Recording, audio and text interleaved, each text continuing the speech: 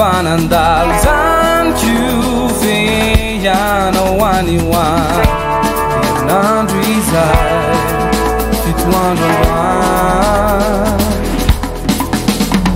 latsinainy anao miandray mbandalo sy tonga ao talatanyfa niandro alitontono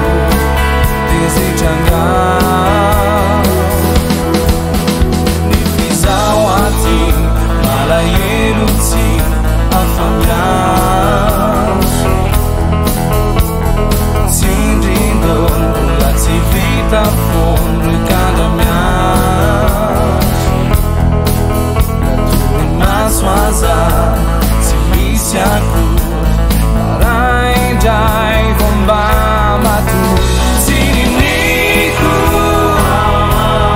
te anao zay tiako ao tsy misy mitsy na de fotoana vitsy ahitako anao nidrandrao tsy tafandry efa fito andro laka misy ezaka niaretrao tsy manisy soma mafinaretrao efa teo miasa